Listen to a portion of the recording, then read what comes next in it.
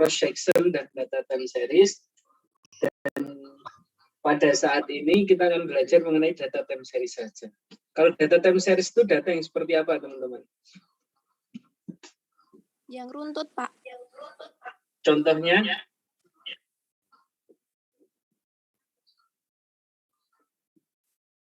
RB Ada yang bisa tahun.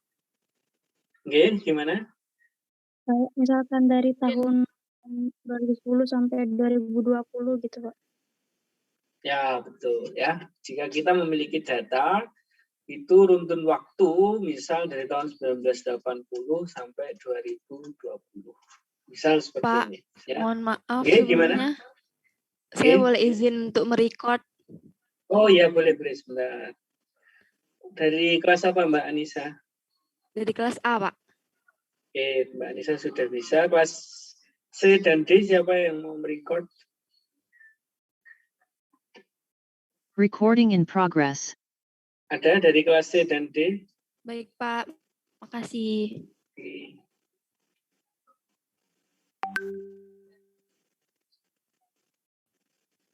Mbak Diah Saraswati dari kelas apa ini?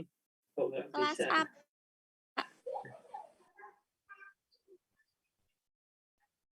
Nah, kalau ada.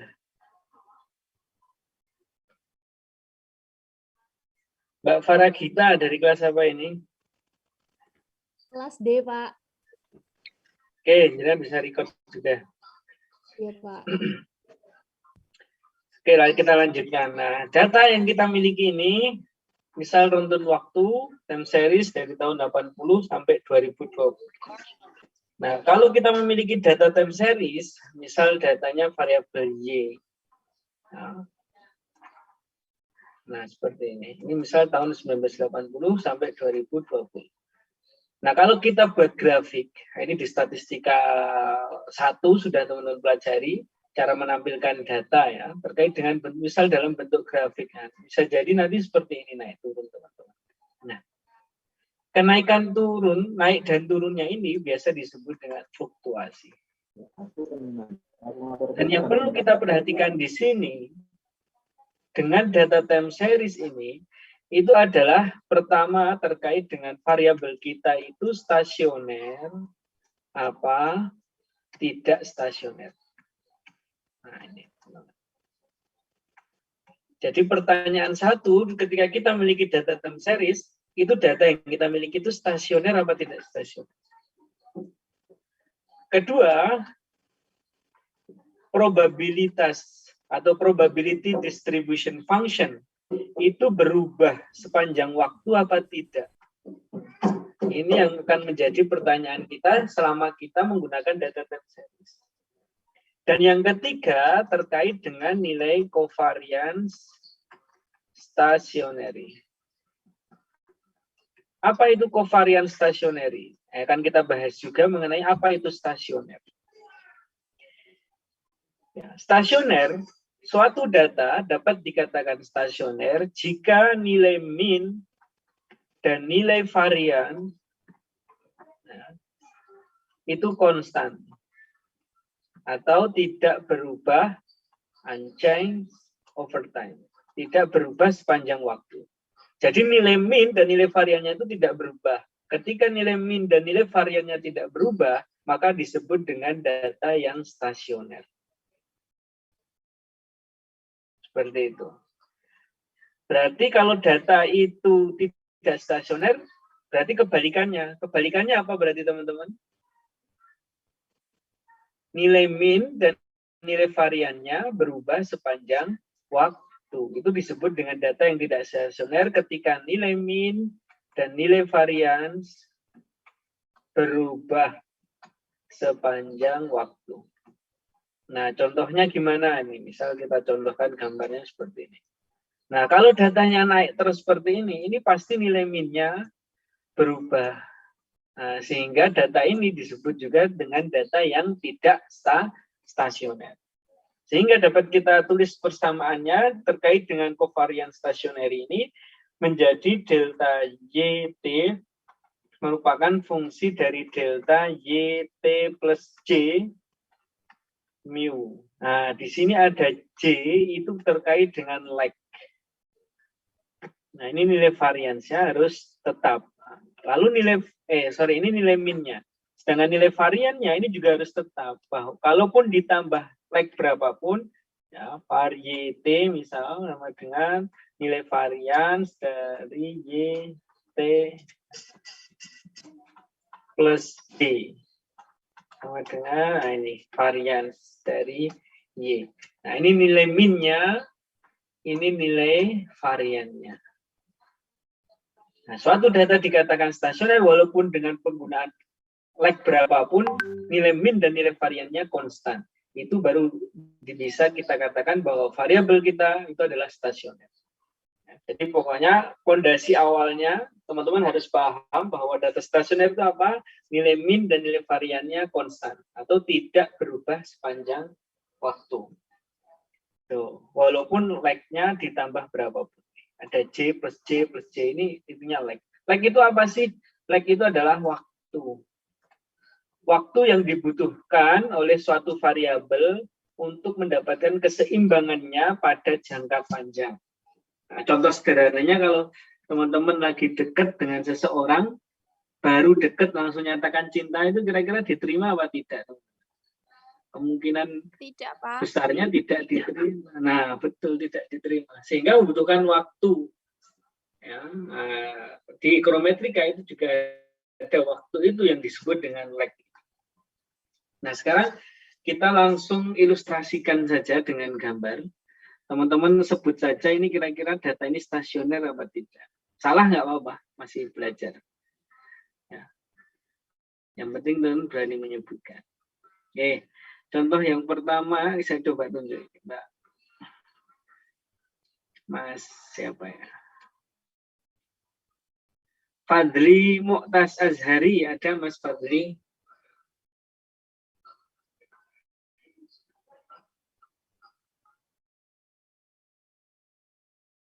Nggak ada, kalau nggak ada kita remove.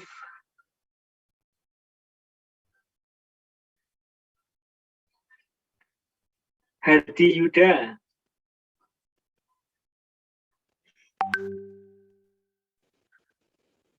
Oke, Mas Hardi Yuda. Ini kira-kira yang A ini.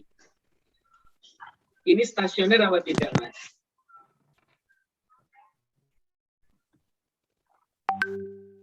Kenapa stasioner?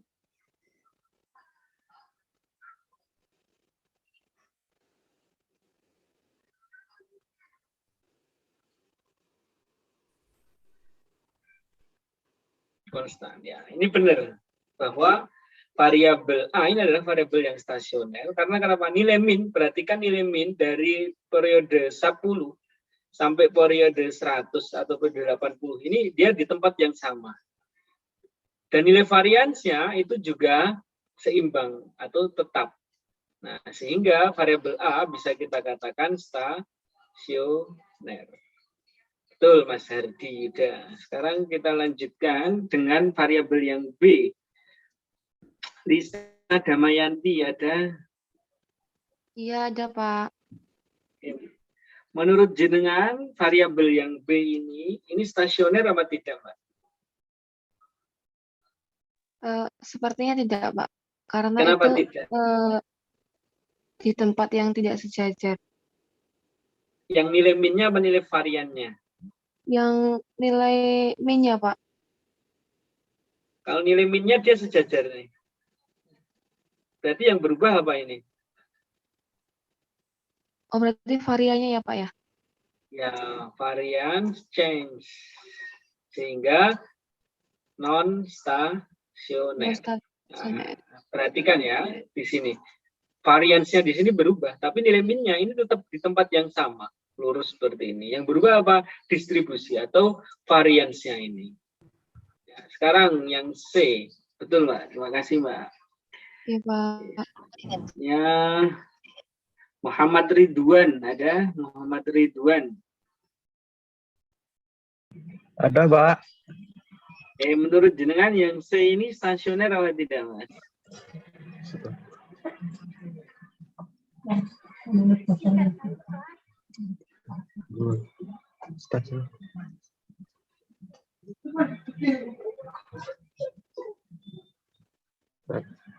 Stasioner, Pak. Coba perhatikan di sini. Nilai min-nya di sini berubah apa tidak, Mas?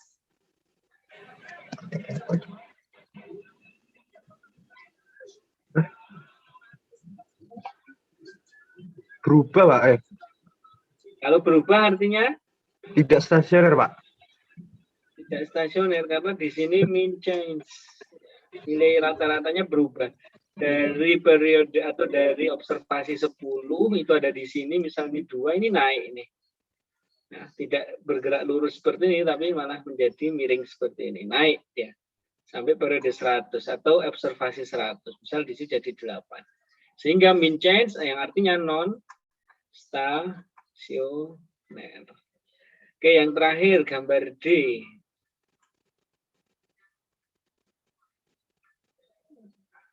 Carmila Patimura.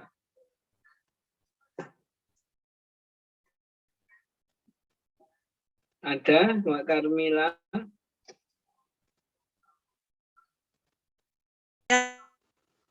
Oke, menurut jenengan yang D ini stasioner apa tidak, Mbak?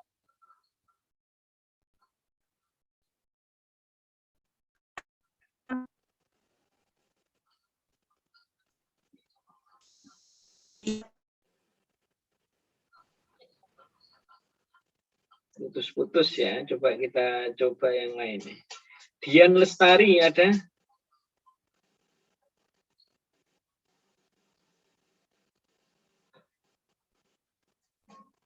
Dian Lestari?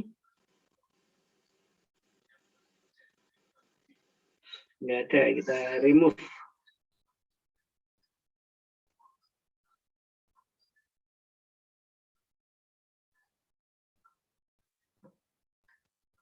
Coba ini. Erni Pujiningsih ada? Ada Bapak. Ya, menurut jenengan yang variabel D ini stasioner apa tidak?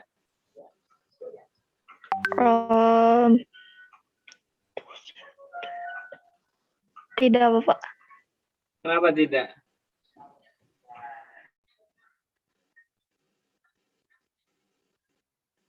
Karena berubah. Apa yang berubah?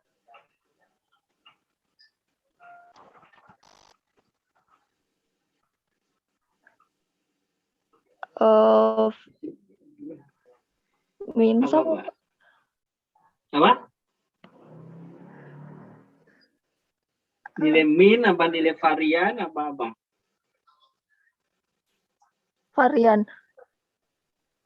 Ya, di sini baik nilai min dan nilai varian itu berubah. Kita bisa perhatikan di sini berkelok-kelok sehingga mengakibatkan nilai variannya juga berubah. Nah, jadi seperti ada 3 kelas seperti itu. Ya, sehingga variabel D ini adalah non stasioner. Sehingga ilustrasi yang kita tunjukkan di sini yang stasioner hanya variabel A. Ini ilustrasi dengan 3D. Nanti kita akan ilustrasikan dengan real data. Ya. Oke, seperti itu. Kita lanjutkan lagi dengan teorinya.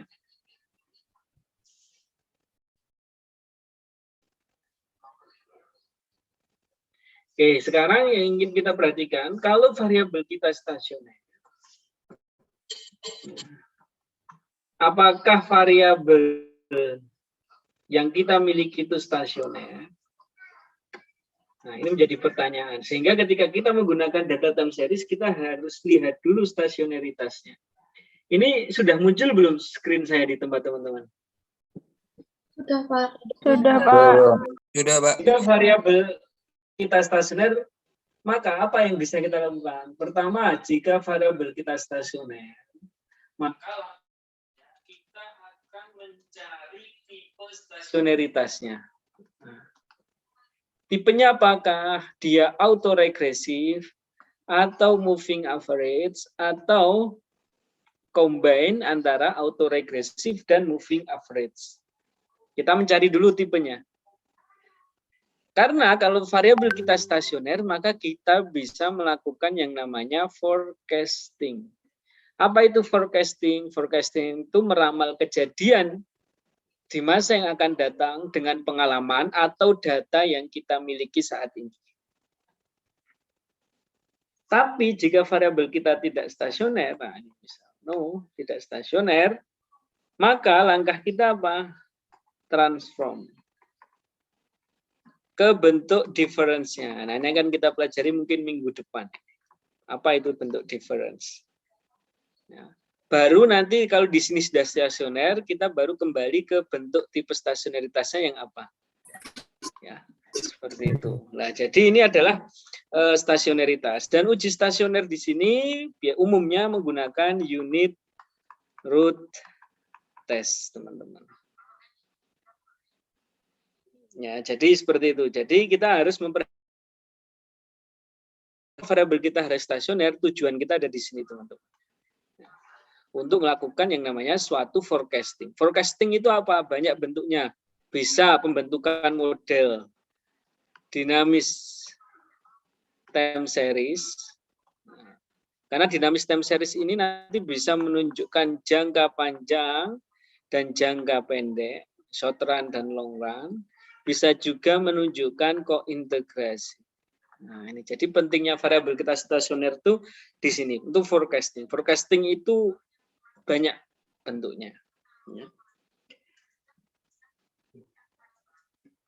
Nah, sehingga di dalam penyampaian kita pada hari ini kita perlu memperhatikan terkait dengan identifikasi. Kita perlu melakukan identifikasi data, apakah ini stasioner atau tidak. Lalu selanjutnya kita akan mengestimasi. Estimasi apa? Ya tadi, find the best autoregressive or moving average or combine autoregressive and moving average. Ya. Baru setelah ada model selection. Ya, model selection. Nah, dan yang terakhir, nah, itu apa? Evaluation. Nah, seperti ini teman-teman. Jadi kita harus mengidentifikasi, mengestimasi, dan menyeleksi model. Baru yang terakhir adalah evaluasi terkait dengan stasioneritas. Oke, sekarang saya langsung tunjukkan dengan contoh real datanya saja. Saya punya Excel. Sebentar, saya buka Excel-nya. Sudah muncul di tempat teman-teman? Sudah, Pak. Sudah. Pak. Oke, sekarang kalau tadi kita menggunakan ilustrasi secara 3D, sekarang kita ilustrasinya langsung dengan data. Ini saya buat grafik datanya, dan teman-teman tunjukkan mana yang stasioner, mana yang tidak. Coba saya tunjuk ini. Octavia NA ada.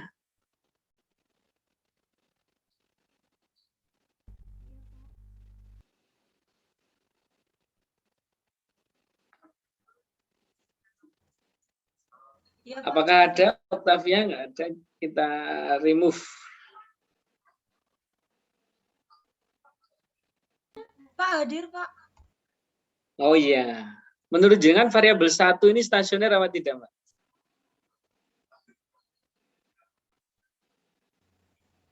Non stasioner, Pak. Kenapa tidak stasioner?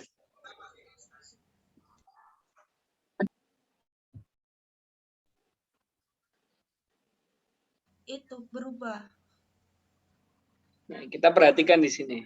Walaupun dia berfluktuasi, tapi dia seakan-akan selalu kembali ke tengah ini, teman-teman. Ya, seperti ini. Sehingga variabel 1 ini adalah stasioner. Ya. Karena nilai min dan nilai varians itu konstan atau tidak berubah sepanjang waktu. Ya, itu untuk variabel 1. Sekarang kalau variabel kedua. Ponco Arif Wicaksono ada?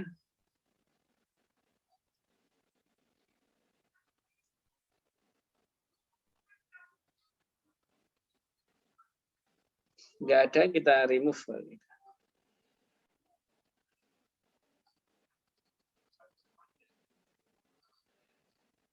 Oke, selanjutnya Ratri Lufitasari ada? Ada, Pak. Menurut jenengan variabel kedua ini stasioner apa tidak, Mbak? Stasioner, Pak. Kenapa stasioner? Itu kayak yang variabel 1, Pak. Apa kayak variabel itu? Kenapa variabel 1? Itu seperti fluktuasi tapi pada kembali ke garis lurus, Pak. Ya, seperti ini ya. Seakan-akan kembali ke tengah. Atau nilai min ya, dan nilai varians itu tidak berubah. Oke, sekarang yang ke variabel 3.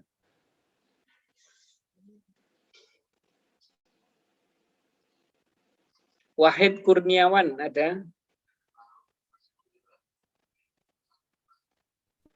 Iki. Ada, Pak? Menurut jenengan variabel ketiga ini stasioner apa tidak, Mas? Enggak, Pak.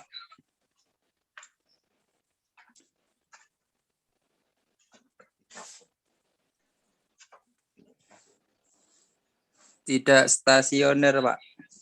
Kenapa tidak stasioner? Karena nilai min dan variansnya berubah, Pak. Ya, ini kan naik ya. Ini ilustrasinya seperti ilustrasi gambar C tadi. Ya. Ini dari observasi 0 sampai 500 ini berubah. Sehingga nilai minnya di sini seakan-akan berubah. Nah, ini.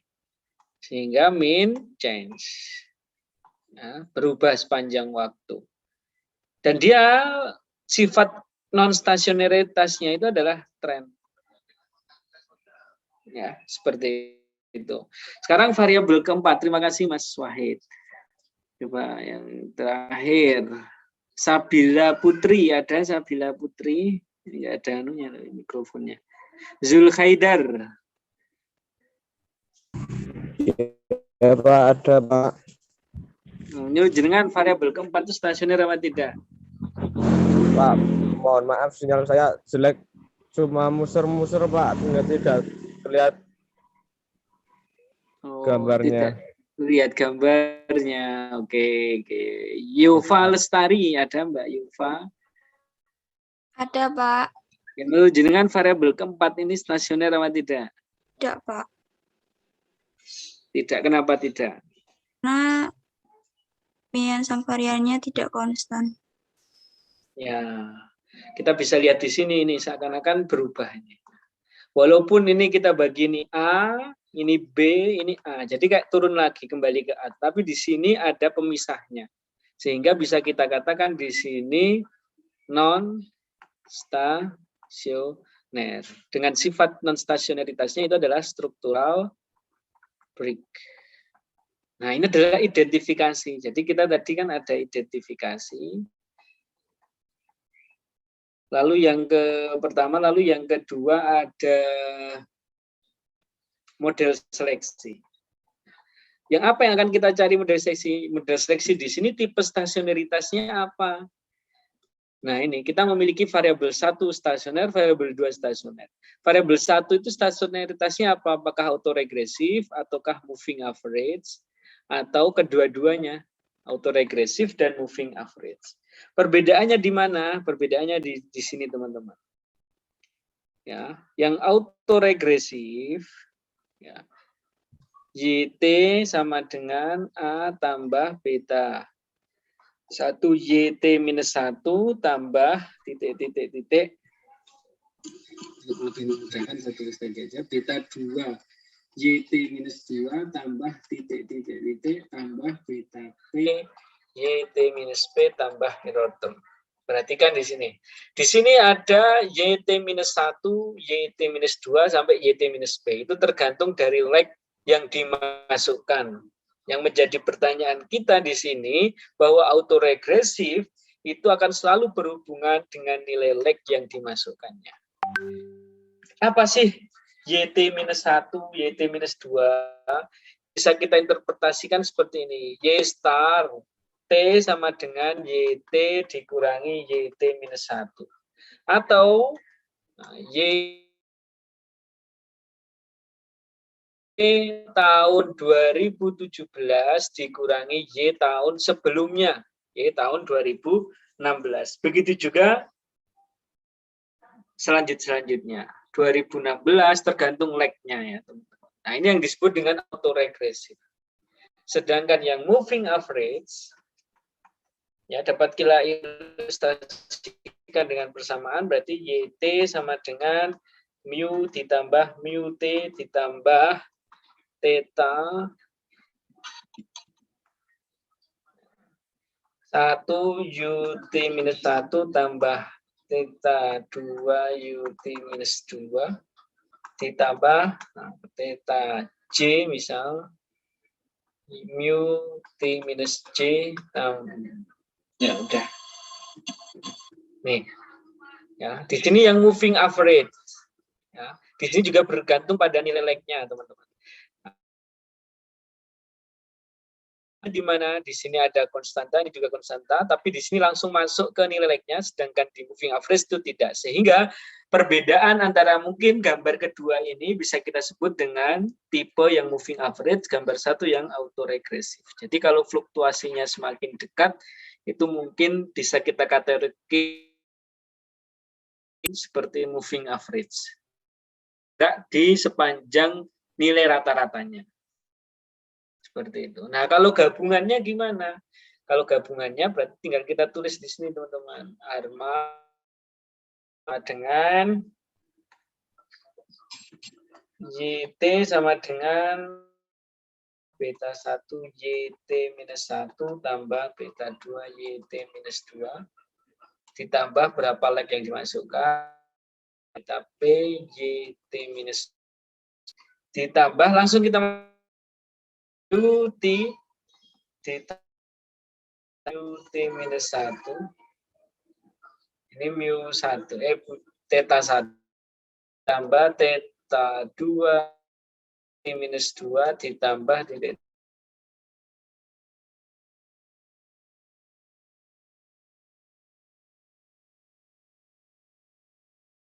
gabungan ARMA itu tinggal gabungan autoregresif dan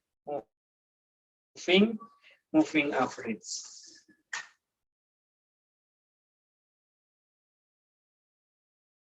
Pak Mahfuz.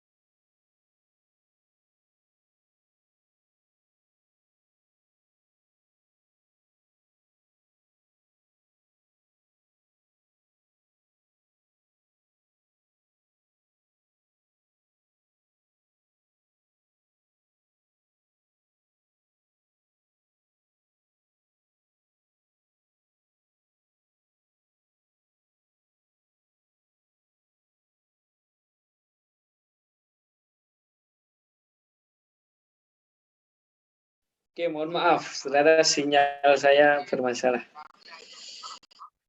Oke, kita lanjutkan teman-teman.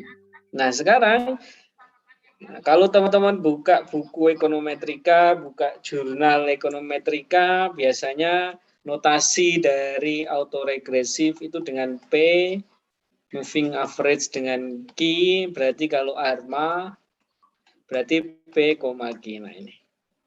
Dan yang perlu kita perhatikan juga di dalam tipe stasionaritas yang autoregresif, moving average, atau gabungan keduanya, yaitu ARMA, itu akan selalu memperhatikan maksimum lag-nya. Nah, jadi yang diperhatikan pertama adalah maksimum lag-nya. Oke, gimana? Maaf Pak, ganggu. Ini Monggo. Mbak Anissa kan susah sinyalnya, belum bisa masuk lagi. Lah recordnya pindah ke saya aja Pak. Oh, oke, sudah, monggo Mbak Yova. Makasih nggih Pak. Oke, siap. Nah, sekarang kita masuk mengenai maksimum lag. Ya, jadi di dalam tipe stasionaritas kita harus memperhatikan maksimum lag yang dimasukkan. Nah, nanti di EVIS sudah ada petunjuknya, teman-teman. Nanti untuk memudahkan kita. Lalu yang kedua, kita berkaitan dengan MUT atau error term.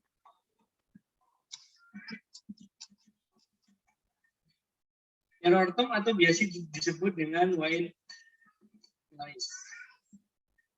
Atau biasa disebut juga dengan random disturbance. Nah, random disturbance, white noise atau error term ini, ya, dia memiliki sifat yang IID atau independently, terus identically sama distribute. Nah, dalam persamaannya seperti apa ini? Bisa kita masukkan persamaannya menjadi error term sama dengan 0, varians dari error term atau nilai residualnya merupakan fungsi dari error term pangkat 2 sama dengan nilai variansnya, dan nilai covariance dari error term, error S sama dengan 0. Di sini kita bisa lihat bahwa nilai error term ini nilai min-nya adalah 0. Artinya apa? Min konstan. Begitu juga dengan nilai varians di sini juga menunjukkan bahwa nilai white noise atau random disturbance ataupun error term-nya dia juga memiliki nilai varians yang konstan. Seperti itu, teman-teman. Dan ID-nya di mana? Itu ada di sini. Nah, nanti akan kita tunjukkan yang dimaksud dengan identically, lalu independently, dan distribute itu di mana, nanti akan kita tunjukkan di EVIS-nya, teman-teman. Ya, seperti itu. Nah, ini adalah bentuk teman-teman perhatikan dalam mencari tipe stasionaritasnya. Apakah R, apakah moving average, ataukah ARMA. Yang perlu diperhatikan dalam mencari tipe stasionaritas yang pertama adalah maksimum lag-nya, kedua terkait dengan nilai error term atau nilai residual atau yang biasa disebut dengan white noise atau random disturbance. Bahwa nilai random disturbance ini harus IID, identically, independently, dan distribute. Seperti itu. Nah, seperti yang kita ketahui di dalam stasionaritas atau di dalam mencari tipe stasionaritas, kita pasti, apalagi ini data time series, kita harus dealing atau bersahabat, ya, dealing dengan nilai yang disebut dengan autocovariance dan nilai autokorelasi. Autocovariance bisa kita ilustrasikan dengan persamaan YT sama dengan fungsi dari YT dikurangi mu dikali YT plus J dikurangi mu. Nilai mu ini adalah nilai expected value-nya. Nah, ini sudah kita pelajari di ekonometrika 1. Apa yang dimaksud dengan nilai expected value. Sedangkan autokorelasi dapat kita tulis persamaannya, fungsi autokorelasi itu adalah YJ dibagi Y0. Nah, Y0 ini itu adalah varians dari variabel Y-nya itu. Ya, jadi kita harus di dalam memperhatikan data time series, kita harus memperhatikan nilai autocovariance atau kita harus dealing with autocovariance dan autocorrelation. Ya. Syaratnya apa di sini? Ya biasanya kalau yang tipenya AR, nilai autokorelasinya dia akan, nah ini seperti yang sudah kita pelajari juga di ekonometrika 1, autokorelasi itu akan hilang jika dia memiliki sifat yang decrease smoothly atau geometric decay.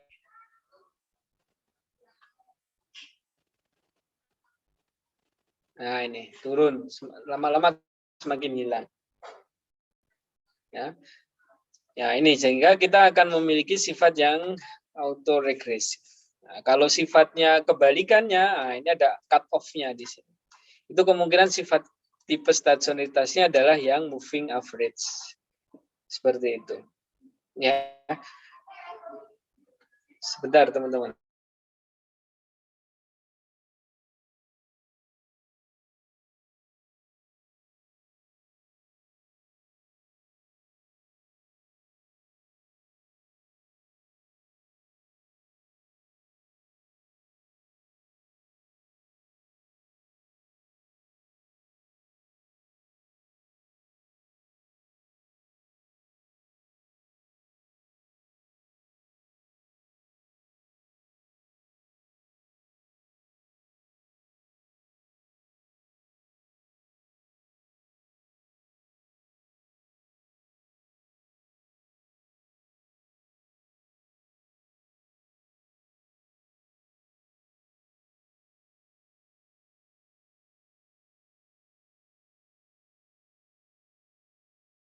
Oke, kita lanjutkan teman-teman. Ya, maaf tadi ada telepon. Nah, untuk memudahkan kita, teman-teman sudah punya EVIS-nya? Sudah, Pak. Sudah bisa dibuka? Belum, Pak. Kalau sudah bisa dibuka akan muncul seperti ini.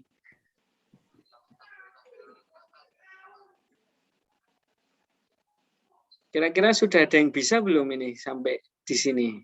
Belum, Pak. Datanya Belum nggak semua bisa. ya? Pak, tidak bisa dibuka. Iya, Pak. Udah dicoba nggak bisa. Oke, untuk Ah, sekarang EVIS. teman-teman, nggih, pakai EVIS 10 ini. Kalau EVIS 7 nanti nggak bisa biasanya. Ya, tapi untuk saat ini teman-teman memperhatikan dulu saja karena juga ini di-record sehingga nanti bisa di-upload di grup. Nah, nanti untuk EVIS selanjutnya jangan menggunakan yang student version. Kalau student version itu hanya memiliki 3 bentuk data seperti ini. Misal PE ratio, simulate ARMA, sama simulasi non stasioner. Sedangkan saya memiliki 5 di sini, ya, sehingga tidak kebaca. Sehingga teman-teman harus mencari EVIS 10 di mana yang full version. Nah, kita contohkan dengan yang PE ratio ini ya. Yang PE ratio itu adalah price earning ratio atau tingkat kembalian dari suatu investasi. Ya, di negara Australia misalnya. Kita perhatikan di sini. Datanya, ini kalau kita lihat datanya, nih, dari tahun 1954 bulan Februari sampai 2015 bulan Februari. Tetapi di sini banyak data yang kosong, teman-teman. Nah, baru ada datanya itu dimulai dari tahun 2000 bulan Januari, Februari, April. Ya, 2000 bulan April. Sehingga bisa kita tulis di komen. Nah, nanti teman-teman kalau sudah ada EVIS-nya, tinggal tulis di komen, sampel. Pak, pelan-pelan itunya ya, Pak. Soalnya sekalian praktek juga. Oh iya, punya Mbak Anu sudah bisa.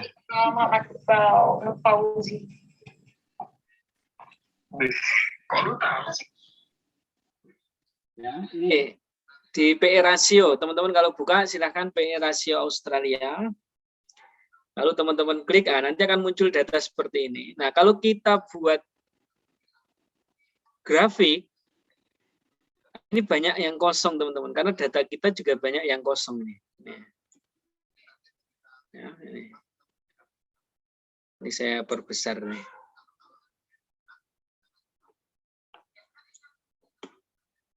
Oh, bagaimana semakin hilang. Sebentar.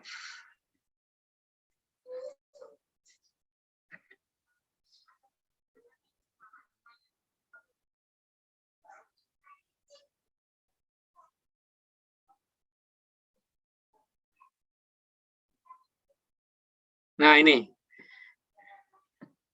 Kalau teman-teman perhatikan di situ, ya, itu ada kosong datanya di situ ya. Ya, di situ kosong karena data kita memang kosong tadi, sehingga kita harus memfokuskan penelitian kita dengan tahun yang memiliki datanya. Tahun yang memiliki data tadi dari tahun berapa tadi? Ini 2000 M04 sampai tahun terakhir ya.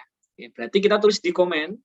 Teman-teman tulis sampel 2000 M04 plus. Nah, seperti ini. Nanti kalau kita sudah tulis di komen seperti ini, nanti kalau kita buat grafik, nah ini sudah muncul bahwa kita fokus penelitian kita dengan data yang ada saja. Jadi tahun 2000 bulan April sampai 2015 bulan Februari. Ya, ini adalah grafiknya. Nah, kita asumsikan bahwa variabel ini adalah stasioner. Yang perlu kita cari di sini sekarang itu adalah bentuk stasioneritasnya. Tetapi sebelum mencari bentuk stasioneritasnya, kita harus dealing dengan bentuk autocovariance dan autokorelasinya. Teman-teman bisa klik view, lalu pilih korelogram. Nah, di sini seperti yang tadi kita jelaskan bahwa di dalam pembentukan ini kita harus memperhatikan maksimum lag-nya tadi. Nah, ini lag-nya itu di sini, teman-teman. Ini sudah dipilih oleh Fuse. Dan kita tidak perlu merubah ke bentuk diferensialnya ataupun ke second diferensialnya, kita pakai level. Dan maksimum lag-nya itu sudah ditentukan oleh Fuse. Jadi ini mempermudah kita. Kalau sudah, kita klik OK.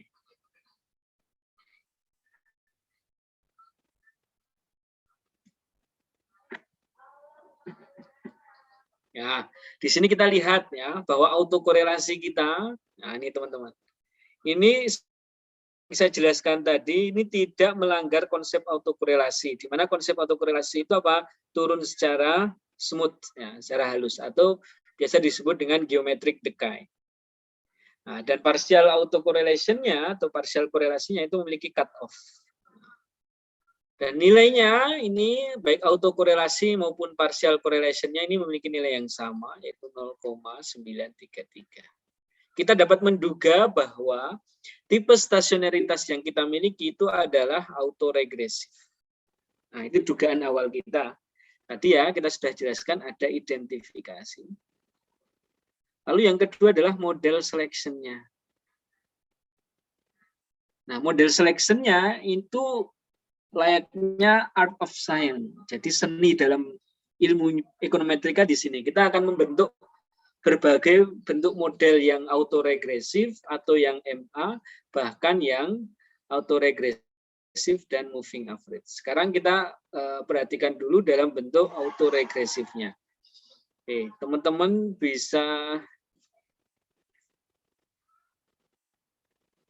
pilih quick, lalu pilih estimate equation. Lalu pilih PE aus, nah nanti akan muncul C konstantanya, lalu kita tulis AR buka kurung 1. Nah, berarti kita akan menggunakan yang autoregresif dengan lag 1. Apakah itu? Jadi di sini akan kita gunakan autoregresif dengan tipe lag 1. Ya, kita coba klik OK. Nah, ini perhatikan teman-teman di sini. Yang perlu kita perhatikan di sini apa? Pertama, ini adalah autoregresifnya, ini nilai koefisiennya. Dan kita bisa lihat bahwa probabilitasnya juga di bawah 0,05, yang artinya apa ini? Bahwa ini dapat diterima dalam bentuk autoregresif 1. Ini identifikasi awal. Tetapi yang menjadi perhatian kita itu nilai AIC dan SC-nya, dia harus efisien. AIC ya berarti AR1, nilai AIC dan SC-nya kita tulis. Nanti kita akan mencari yang paling efisien, 5,86 sama 5,91. Oke, ini nanti akan kita bandingkan misal dengan yang MA. Sebentar, kita hapus dulu ini. Oke, sekarang kita coba kalau ini kita ganti menjadi MA, moving average. Nah, dengan moving average, ya, ini memiliki nilai koefisien dan ini juga probabilitasnya di bawah 0,05, tetapi dengan MA, kita memiliki nilai AIC-nya berapa itu, teman-teman? 6,9. 6,92 dan SC-nya berapa itu? 6,98. 6,9. Oke. Jadi lebih efisien mana antara AR dan MA? Nilai efisien itu bisa diambil yang nilai terkecil. Nilai terkecilnya di mana? AIC yang atas, Pak. Yang AR1, yang model autoregresif 1. Nah, kita coba lagi yang lain. Ya, kita coba lagi yang lain.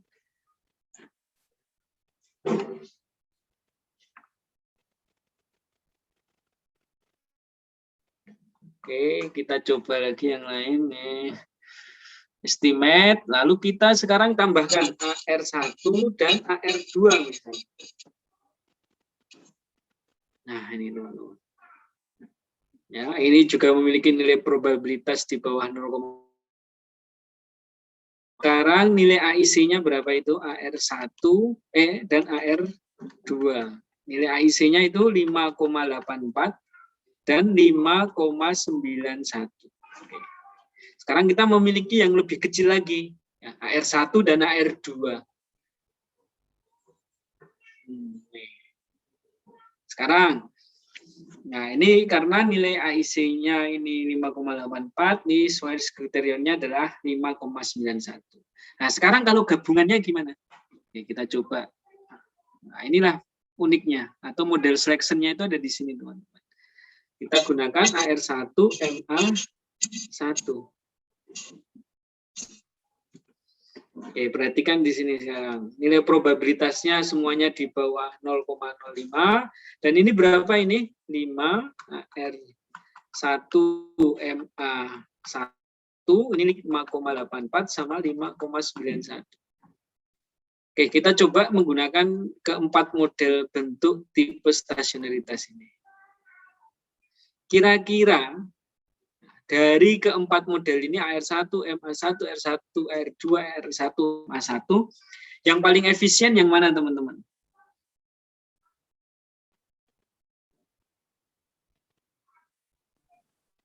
AR1A. AR2 itu bukan, Pak? Ya, kita memiliki dua sekarang ya.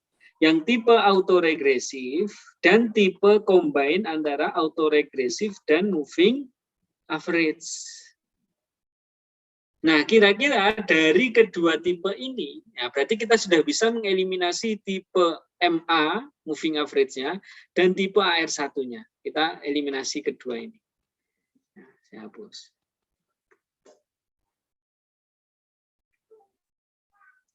Oke. Kita hapus, jadi kita memiliki dua tipe ini. Nah, cara membuktikan yang paling efisien yang mana? Kita gunakan nilai residualnya atau kita gunakan random disturbance-nya.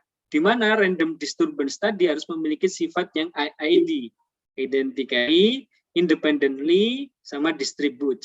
Kita klik. Kita pilih view, lalu pilih residual diagnostic. Nah, ini yang apa ini? Kita kembali dulu ke berarti kita pilih dulu yang AR1 MA1. Kita coba yang ini. Teman-teman pilih view, pilih residual diagnostic, pilih korelogram key statistik. Sudah? Nah, sudah, kita klik OK. Nah, Lex to include-nya itu sudah disesuaikan oleh Fuse. Nah, ini memudahkan kita. Kalau sudah, kita klik OK. Nah, perhatikan di sini sekarang. Nilai autokorelasi sama nilai PAC atau partial correlation-nya, dia smooth semuanya. Nah, ini. Dari leg 1 ya, sampai leg 36-nya, dia smooth, ya, kecil. Nah, sekarang kalau kita gunakan yang AR1 dan AR2-nya gimana? Lalu pilih prog, review, lalu pilih residual statistik. Kurang lebih sama ternyata teman-teman. Ya. Dia juga smooth. Nah, kita buktikan dengan yang AR1 coba ya. Kita klik OK, lalu view, residual diagnostic, korelogram distance. Nah, dia tidak halus seperti AR1, R2 ataupun ARMA1. AR1 dan MA1. Ya. Nah, ini membuktikan bahwa kita bisa mengeliminasi yang AR tadi. Sekarang kalau yang MA, coba ini kita coba. Play kanan. Play kanan. Oke. Lalu review, residual diagnostic, korelogram. Nah, lebih tidak smooth lagi. Ya, berarti kita memang harus mengeliminasi yang ini. Sehingga kita memiliki dua model ini. Kira-kira kita ambil kesimpulan yang mana? Apakah autoregresif atau autoregresif dan moving average combine? Nah, kita perlu yang namanya evaluasi. Nah, tadi kita sudah katakan bahwa kita melakukan identifikasi awal. Lalu kedua kita melakukan model seleksi. Dan yang ketiga kita evaluasi. Nah, karena dari model seleksi kita menunjukkan bahwa AR1, AR2, AR1 dan MA1 memiliki nilai AIC dan SC yang rendah dan nilai residualnya juga rendah. Nah, ini yang dimaksud dengan identically, independently dan distributed ini teman-teman, ya. Dari bentuk autokorelasi dan partial correlation-nya itu. Ya. Ini. Nah, sehingga kita perlu yang terakhir, identifikasi sudah, model seleksi sudah, baru kita akan evaluasi. Evaluasinya di mana? Oke, kita clear. Nah, teman-teman kembali dulu ke sini. Lalu pilih spreadsheet. Nah, ini lalu pilih view.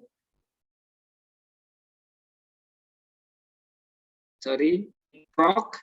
Lalu pilih automatic ARIMA forecasting ini. Nah, ini kalau di FIS 7 ini nggak ada, sehingga model evaluasinya akan kesulitan, harus dicari sendiri. Ya. Nah, tapi kalau di FIS di atas 7 ini sudah muncul automatic ARIMA forecasting ini. Kita klik. Nah, kita tidak perlu mentransformasikan data, sehingga kita pilih yang otomatis saja. Nah, kita tidak, karena tidak kita rubah ke dalam bentuk logaritma, berarti ini 0. Misal kita gunakan maksimum AR-nya 6 dan maksimum MA-nya 6. Ini tahun penelitian kita berfokus pada data yang ada di dalam angka, yang ada angkanya. Lalu optionnya kita pilih model seleksi. Ya. Kenapa kita pilih model seleksi? Nanti kita akan dicarikan berbagai bentuk model terbaiknya. Outputnya apa saja? Kita pilih yang kriteria tabel, kriteria grafik, dan output tabelnya. Nah, kalau sudah, kita klik OK.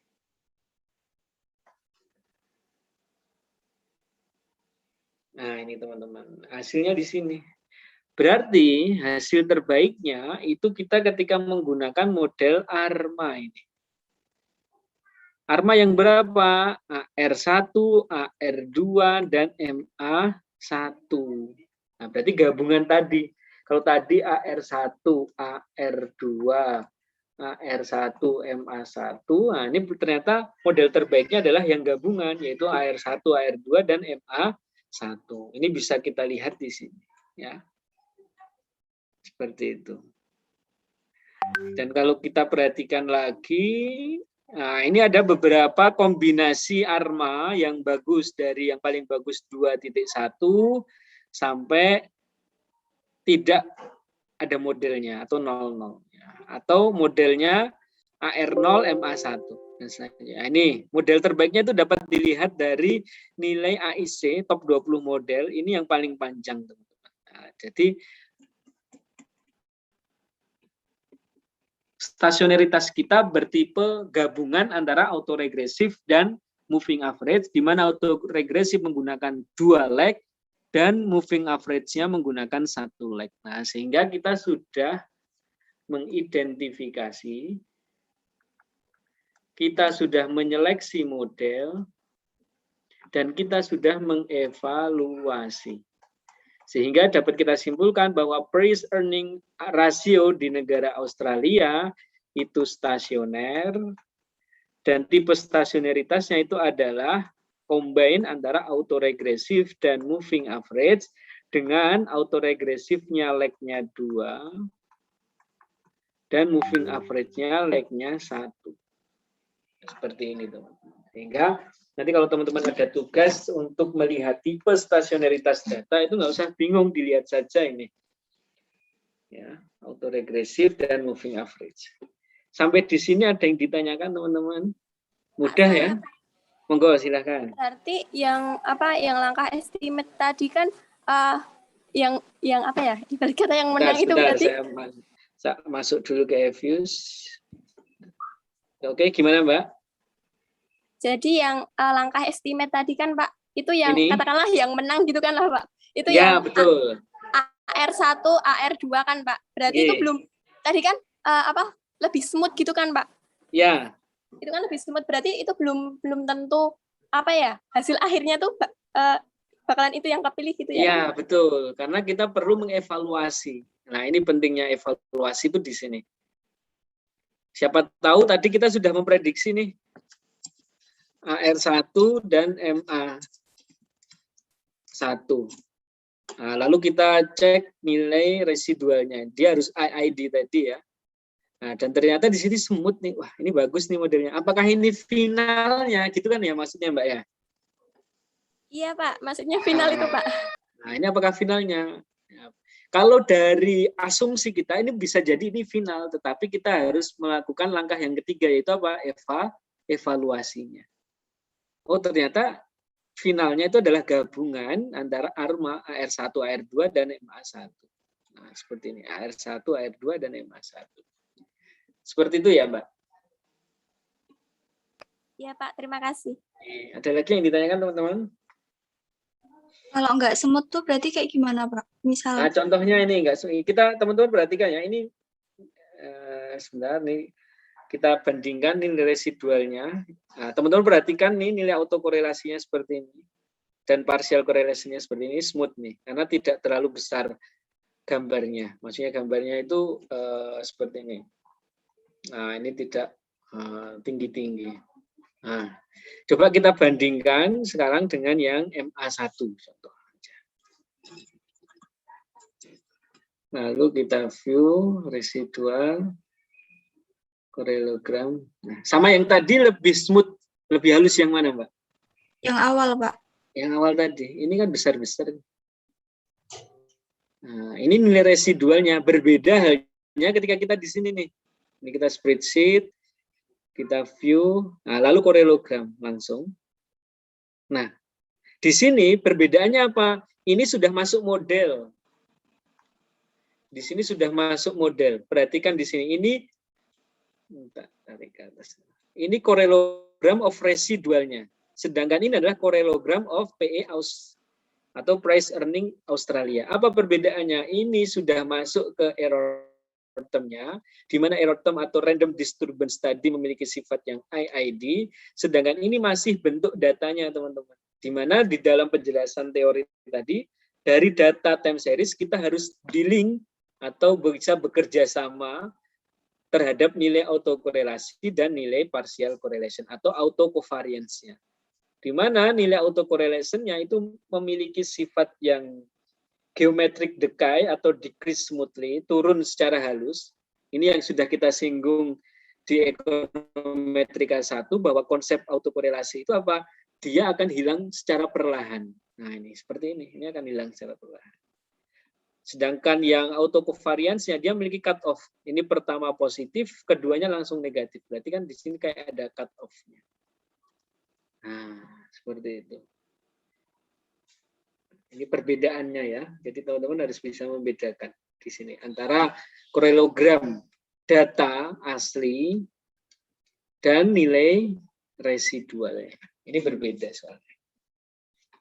Bisa dipahami, Mbak? Ya, Pak. Lumayan, Pak. Terima kasih. Oke. Ada lagi? Pak, saya mau bertanya. Oke, silakan. Tadi yang Max AR sama yang itu kan Bapak ngisi 6, itu tuh terserah atau gimana? Terserah, Mbak, terserah. Teman-teman bisa juga seperti ini. Nih, saya hapus dulu. Di sini misal view, proc, ARIMA forecasting. Nah, ini tapi maksimal differencing-nya kita harus 0. Karena kenapa? Kita tidak menggunakan bentuk diferensialnya. Dari tadi kita gunakan itu kan level-level terus ya. Nah, misal 44. Nah, sorry, ini belum muncul. Option. Nah, walaupun 44 berapapun itu, nah, dia akan keluar model terbaiknya berapa? Di sini 2,1. Iya. Ya, jadi terserah nanti mau dimasukin berapa. Ya. Tapi di EViews biasanya sudah ada batasannya. Untuk beberapa data berbeda, tapi di sini batasannya ada 12. Ya, karena periodicity-nya itu adalah 12. Nah, ini sudah ditentukan oleh EFIUS. Jadi kita tidak bisa lebih dari 12. Bisa dipahami, Mbak? Baik, Pak. Terima kasih. Ada lagi yang ingin ditanyakan? Oke. Saya kira ini teman-teman sudah paham mengenai property of time series yang pertama.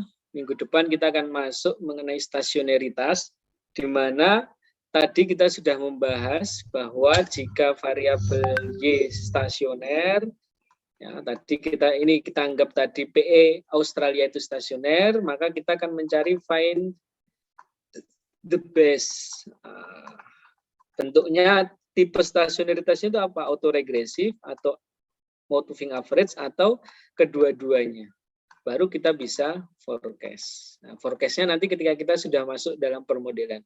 Nah, besok kita akan bagaimana jika ternyata variabelnya itu tidak stasioner. Nah, ini. Kalau teman-teman ini sudah bisa buka data ini, nanti datanya untuk pertemuan property of time series semuanya ada di sini. Nah, ini simulasi ARMA, simulasi non-stasioner, dan ini adalah yang real efektif. Nah, yang akan kita gunakan untuk stasionaritas minggu depan. Nah, jadi data sudah saya masukkan jadi satu. Ya. Bisa dipahami ya teman-teman ya. Nah, ini mudah, kita ada teorinya, ada persamaannya, lalu kita juga ada praktikumnya, di mana praktikum ini untuk memudahkan dari teori yang saya sampaikan. Seperti itu. Sehingga minggu depan sebisa mungkin teman-teman sudah memiliki EFIUS agar selagi saya praktikum, teman-teman juga bisa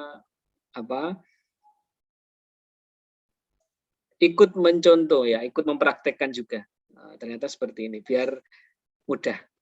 Oke, kalau tidak ada pertanyaan, kita tutup materi kita. Ini saya hitung karena ada 3 kelas, nanti saya hitung semuanya hadir ya di mata kuliah, di pertemuan keempat ya istilahnya.